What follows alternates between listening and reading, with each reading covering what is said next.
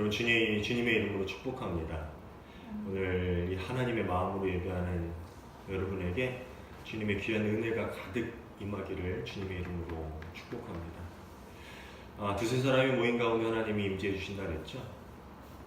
이 가운데 하나님이 우리와 함께 하시고 세상이 줄 수 없는 그 평안과 또 위로와 그 기쁨이 또 그 마음이 여러분 안에 충만하리라 믿습니다.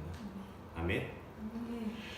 우리 지난주 수요일 혹시 뉴스를 보신 분들은 아시겠지만 블랙홀에 관한 뉴스가 떠들썩하게 나왔어요. 왜냐하면 블랙홀이라는 게 저는 이제까지 발견된 줄 알았는데 한 번도 관측된 적이 없다라고 하더라고요. 세계 최초로 그 모양을 추측만 했었지만 그 모양이 실제로 관측이 됐다라는 뉴스를 이렇게 접하게 됐습니다. 망원경이 어쩌고 저쩌고 하는데 저는 문과생이라 솔직히 잘 모르겠어요. 어떤 원리로 본 건 모르겠지만 제가 그것을 보면서 느낀 게 그 블랙홀이 있는 거리가 약 5,500만 광년이 된다 그러더라고요. 여러분 5,500만 광년의 거리면 어떤 거리인지 아시죠? 빛의 속도로 5,500만 년을 가야 되는 거예요. 우리 대한민국의 역사가 반만 년의 역사, 5,000년의 역사라고 그러잖아요. 근데 그거에 무려 11배 맞나요? 600만. 그게 아니네요. 어마어마하게 많은, 그 몇 배가 되는 건데, 이런 뉴스를 보면서 제 마음에 드는 생각이 문득 신기하다. 이런 것보다는 사실 문과생이라 블랙홀의 원리 막 설명하고 해도 모르고 그냥 참 우주가 넓다. 정말 우주가 넓구나.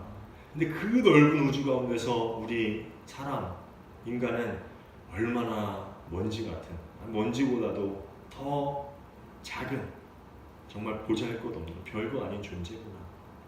그런 생각이 문득 제 마음속에 들었습니다. 이 넓고 넓은 우주에서 인간이라는 존재는 티끌보다도 더 작은, 참으로 보잘것없는 존재입니다. 그런데도 세상을 보면요, 세상을 살다 보면 참 세상 아둥바둥 우리가 살아가는 것 같아요. 아둥바둥 살아간다라는 의미를 여러분 아세요? 이게 무슨 뜻이냐면은 억지스럽게 우기거나 몹시 애를 쓰는 모양이 바로 아둥바둥이라고 그래요. 열심히 산다라는 말하고는 좀 다르죠. 우리가 그리스도인으로서, 크리스찬으로서 세상에 열심히 살아야 되죠. 하나님이 주신 그 삶의 자리에서 우리가 열심히 삶의 사명들을 감당해야 되는 거예요. 그런데 그거 말고 제가 말하는 거는 참 아둥바둥 산다. 세상 것들을 쫓아서 그것을 가지려고 싸우고 억지 부리고 애쓰고 이 넓은 우주 공간에서 정말 티끌보다도 못한 그런 존재인데 무엇을 얻기 위해서 그렇게 아둥바둥 사는 걸까? 5,500만 광년을 가야지 겨우 블랙홀 하나 볼 수 있는, 그쵸? 그 넓은 우주에 그 짧은 순간을 우리가 살아가는데 100년도 못 살면서 무슨 명예를 이루려고, 또 얼마나 많은 재물을 가지려고, 또 얼마나 세상 가운데서 그렇게 풍족하게 살겠다고 그렇게 아둥바둥 살아가는지. 문득 저는 블랙홀 뉴스를 보면서 생뚱맞게 이런 생각이 사실 들었어요. 이 우주에서 우리가 정말 가치가 없다. 그런데 그렇게 아둥바둥 인생을 살아가다 보면 마지막 순간에, 내가 이 인생을 마감하게 될 때에 나에겐 어떤 생각이 들까? 어떤 마음이 들까? 내가 어떤 후회를 할까? 여러분 한번 생각해 보셨습니까? 저는 그 뉴스 보면서 문과생이라서 그런지 블랙홀에 대한 생각보다는 그런 생각을 했어요. 그 블랙홀에 대한 뉴스를 보면서 내가 인생의 마지막 순간에 이 넓은 우주를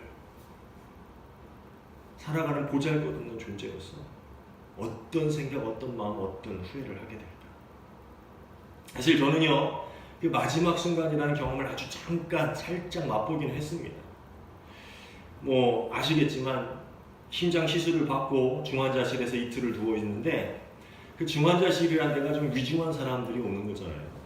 그래서 그런지 제가 이틀 누워 있는 동안 2명이 죽어서 실려 나가는 걸 봤어요.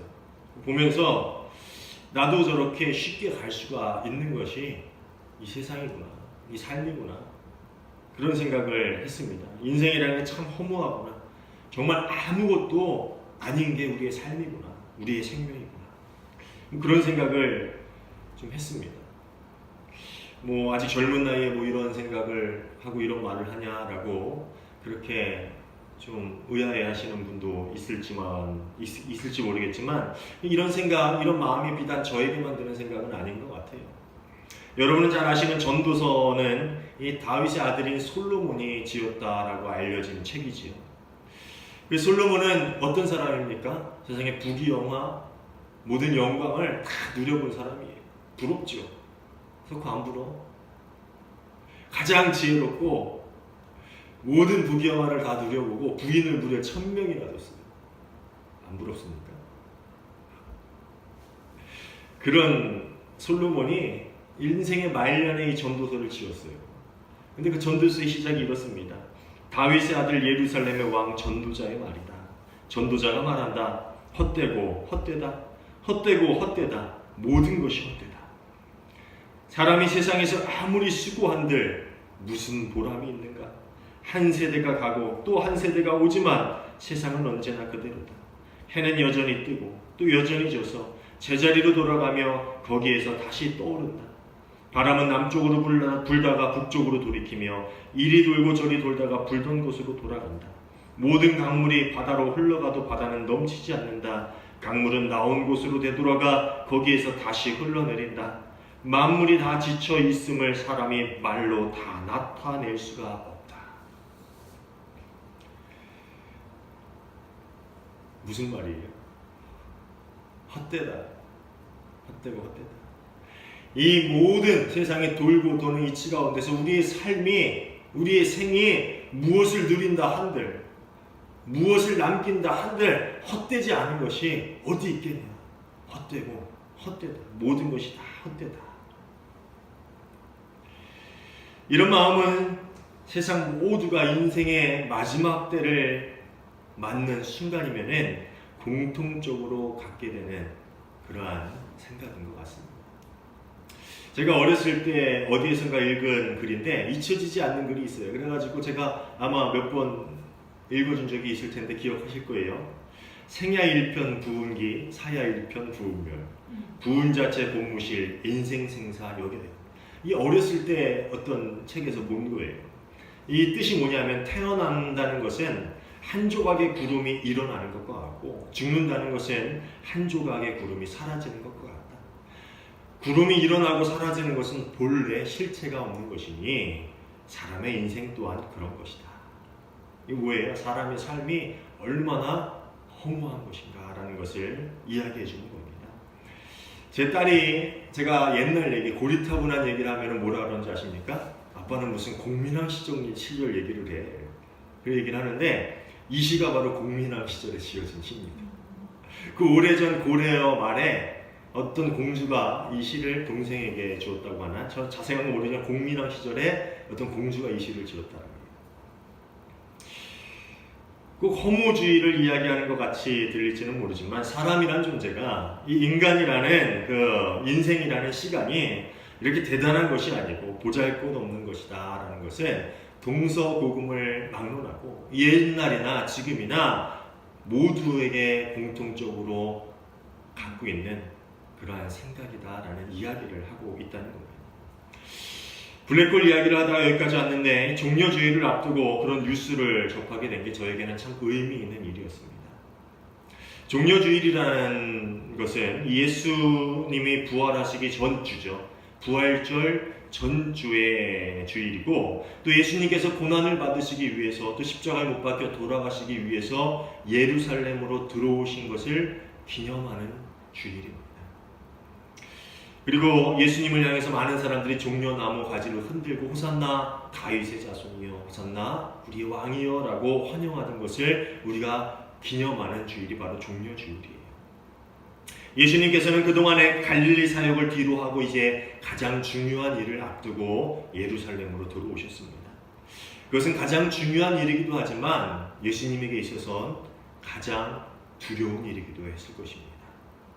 그 사역이란 바로 십자가에 못 박혀 돌아가신 후 부활하심으로 우리의 죄를 완전히 용서하시고 또 우리를 영원한 죽음에서 끌어내셔서 이제 우리의 삶에 하나님의 다스림이 시작하였다. 하나님 나라의 다스림이 시작하였다라는 것을 알려주시는 것. 그것이 예수님의 마지막 사역이었다는 것입니다. 너무 귀에 박히도록 들은 이야기라 아무 감흥이 없을지도 모르겠지만 이것은 몇 번을 듣고 또 들어도 참 중요한 이야기입니다. 왜냐하면 허무한 우리 인생에 의미가 생긴 사건이기 때문입니다. 보잘것없는 존재지만 세상, 온 우주를 통틀어서 가장 가치 있는 존재로 가장 존귀한 피조물로 우리를 새롭게 만드신 사건이 바로 이 십자가의 사건이기 때문이라는 것이죠. 예수로 인해서 우리의 영은 허무함에서 풍성함으로 바뀌었고 우리는 보잘것없는 존재에서 존귀한 존재로 변화되었습니다. 그것이 바로 우리가 이번 주 그리고 다음 주 묵상할 예수 그리스도의 고난과 죽음 그리고 부활의 사건에 의해서 완성이 되었다라는 것입니다.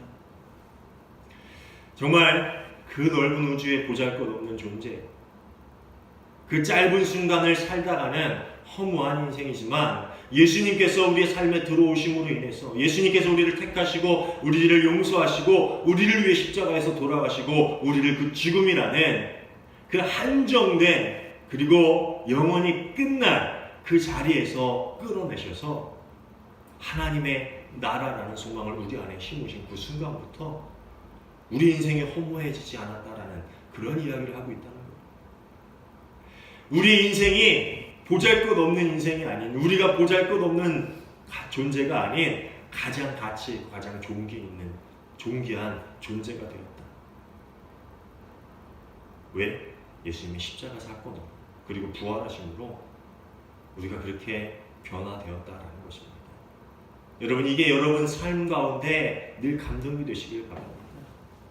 그냥 뻔한 이야기가 아니라 늘 여러분의 삶을 풍성하게 만드는 그런 복된 이야기가 되기를 바랍니다.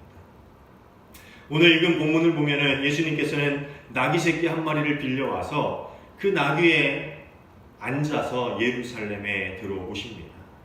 예수께서 나귀를 타고 오신 것은 이 오래전 스가랴 선지자를 통해 예언된 일들이 지금 이루어지고 있다라는 것을 보여주시는 것입니다. 스가랴서 9장 9절이죠. 도성 시온아 크게 기뻐하여라. 도성 예루살렘아 한 성을 울려라. 내 왕이 내게로 오신다. 그는 공의로우신 왕, 구원을 베푸시는 왕이시다. 그는 온순하셔서 나귀, 곧 나귀 새끼인 어린 나귀를 타고 오신다. 그렇게 예언자의 예언처럼 나귀를 타고 오시는 예수님은 많은 이들에게 환영을 받습니다. 본문을 보면은 당신의 상황을 이렇게 묘사하고 있습니다. 많은 사람들이 자기들의 겉옷을 길에다 폈으며 다른 사람들은 들에서 잎 많은 생나무 가지들을 꺾어다가 길에다 깔았다.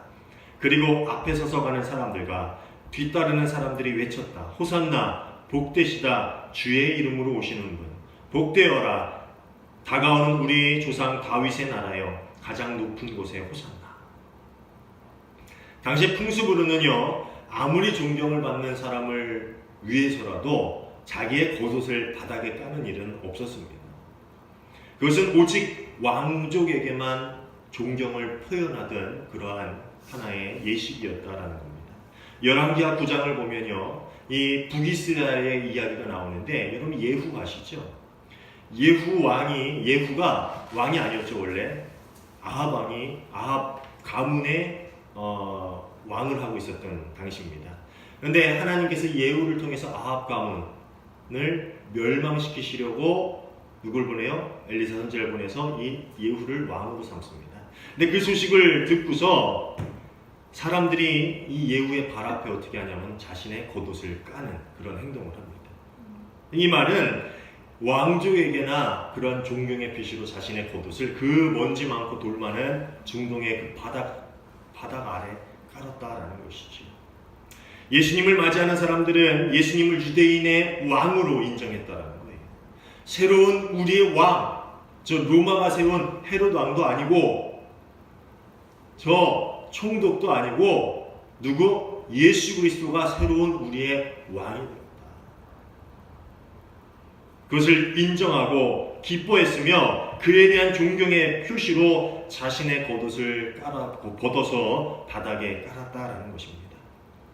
또 사람들은 나무에서 잘라낸 생가지를 깔기도 했는데 이것은 예전에 유다의 마지막 왕조인 마카비 왕조에 대한 이야기에서 비롯된 행동입니다. 우리 성경에는 없지만 공동번역 성서를 보면 마카베오서라는 게 있어요. 그 마카베오서는 예수님이 오시기 한 200년 전쯤에 이 유다 마카비의 혁명으로 유대의 마지막 왕조가 세워진 그런 사건을 기록한 성경이죠. 외경으로 분류가 됐어요. 이 마카베오 10장 7절을 보면 이런 기록이 나옵니다. 그들은 나뭇잎으로 엮은 화환과 아름다운 나뭇가지와 종려나무 가지를 손에 들고 성전의 정화를 성취해 주신 주님께 찬미를 드렸다. 말은 뭐냐면 유다 마카비라는 사람이 예루살렘에서 이방인을 내쫓고 드디어 성전에 있는 모든 이방 제사들을 다 없애고 예루살렘을 수복하고 거기에 왕조를 세웁니다. 드디어 이제 이스라엘의 해방이 임했다라는 것이죠. 근데 아주 잠깐이지만 그 왕조가 그렇게 유지가 돼요. 그때 이 이스라엘 사람들이 이제 우리의 왕조가 시작되었다. 우리의 성전이 회복되었다라는 것을 기뻐하는 의미로 종려나무 가지를 흔들고 또 바닥에 깔기도 하면서 그 유다 마카비 왕을 맞아들였다라는 것이죠. 여기서 비롯된 것이 바로 오늘 예수님을 환영하는 그 종려 가지를 흔들고 그 가지를 바닥에 까는 그들의 행동이었다라는 겁니다. 그래서 이게 종려주일이 된 거예요. 아마 그들은 그 당시 마카비를 환영했던 그 당시의 마음과 똑같이 예수님을 맞아들였던 것 같습니다. 이제 우리의 새로운 왕이 오는구나.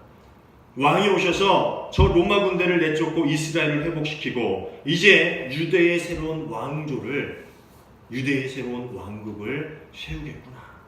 이것이 그들이 마음속으로 그리던 새로운 나라에 대한 그림이었고 그들은 이것을 예수님께서 완성해 주실 것이다 라고 믿고 있었던 것입니다. 그래서 그들은 그러한 기대감에 예수님을 열렬하게 환영하면서 맞았다라는 것이지. 그런데 사람들이 그렇게 열렬하게 자신을 받아들이는 것을 예수님은 말리지 않으셨습니다. 그동안 자신의 존재를 숨기고 사역하던 예수님께서는 이제 많은 사람들이 본인이 메시아임을, 유대의 왕임을 그렇게 인정하고 외치는 그 자리에서 그것을 당당히 드러내고 계시다라는 것이지.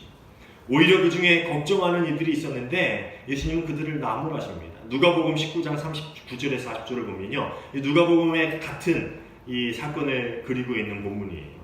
무리 가운데 섞여 있는 바리새파 사람 몇이 예수께 말하였다. 선생님의 제자들을 꾸짖으십시오. 그러나 예수님께서 말씀하시기를 내가 너희에게 말한다. 이 사람들이 잠잠하면 돌들이 소리 지를 것이다 하셨다. 예수님은 사람들이 자신을 맞아들이고 유대인의 왕으로 환영하는 것을 말리지 않으셨습니다. 그래서 사람들은 그렇게 예수님을 열렬히 환영하고 열렬히 기뻐하며 소리 지르며 맞아들였던 것이죠. 그런데 사람들의 환영은, 사람들의 환대는 거기까지였습니다. 그들은 예수님께서 말씀하시는 나라, 예수님께서 말씀하시는 구원이 그들이 꿈꾸던 것과는 완전히 다르다라는 것을 알게 되었습니다. 그들은 메시아를 원했지만 정작 이 메시아는 왕좌에 앉는 것이 아니라 그토록 증오했던 로마의 십자가에 올라가실 것입니다. 그들은 로마 황제의 억압과 착취에서 벗어나기를 바랬지만 예수님께서는 표면적이고 세상적인 구원을 주려고 그들에게 하신 것이 아니었습니다. 예수님께서는 악한 무리로부터 또 우리 안에 악한 뿌리로부터 우리를 끄집어내시려는 그 구원, 그리고 죽음이라는 영원히 벗어날 수 없는 그 족쇄로부터 우리를 구원하시려는 그 구원, 그것을 이루시려고 예루살렘으로 그리고 또 우리의 곁으로 오셨기 때문입니다. 그들의 기대하는 완전히 다른 것을 예수님께서는 주려하고 계시다라는 것입니다. 여러분은 영화를 혹시 좋아하십니까? 저는 영화를 참 좋아해요. 그래서 제가 본 영화 또 보고 본 영화 또 보고 하잖아요. 그렇죠? 근데 액션, SF, 코미디 뭐 장르를 불문하고 저는 영화를 매우 좋아하는 편이어서 틈틈이 영화를 잘 봅니다. 근데 그 중에서도 제가 제일 좋아하는 장르가 뭔지 아세요?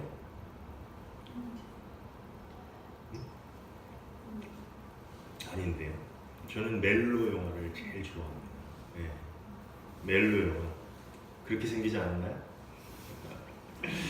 제가 멜로 영화를 정말 좋아하는데 제가 정말 좋아하는 영화는 보고 또 보고 몇 번을 반복해서 보는지 몰라요. 제가 가장 많이 본 영화가 뭔지 아시죠? 이보다 더 좋을 수 없다. as good as it gets. 이보다 더 좋을 수 없다. 그 이보다 더할 나위 없이 좋다라는 그런 영화예요. 이 영화는 한 20번도 넘게 본 것 같아요. 그 대사를 거의 영화를 보면서 따라할 정도로 영화를 봤습니다. 제가 제일 좋아하는 영화예요. 왜 그런지 아세요?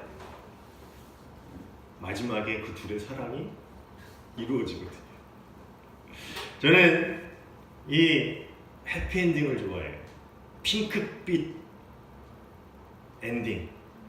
사랑이 이루어지고 정의가 승리하고 뭐 그런 류의 영화를 좋아합니다. 그래서 그런지 새드 엔딩, 좀 주인공이 죽는다든지 아니면은 둘의 사랑이 이루어지지 않는다든지 그런 결말은 별로 안 좋아합니다. 그래서 그런 영화를 한 번 보고 두 번은 안 봐요. 그런데 아마 저뿐만 아니라 많은 분들이 그럴 것 같아요. 그렇죠? 해피엔딩을 바라시죠. 그런데 예루살렘에 입성하신 후에 진행되는 예수님의 이야기는 그 당시 사람들이 생각하기에 해피엔딩으로 결말짓지 못했던 것 같습니다. 전혀 생각지도 못했던 반전 스토리가 펼쳐지더니 전혀 원하지 않는 방향으로 그 이야기가 진행이 됩니다. 예수님에게 그들이 기대했던 것과는 다른 사건이 펼쳐지는데 그게 뭡니까? 바로 십자가의 사건이지. 예수님을 그렇게 열광하던, 그렇게 환영하던 무리들은 그 십자가의 사건 앞에서 그들이 전혀 생각지도 못하고 전혀 기대하지 않았던 그 결말 앞에서 결국 그들은 등을 돌리고 모두 떠나가 버리고 맙니다.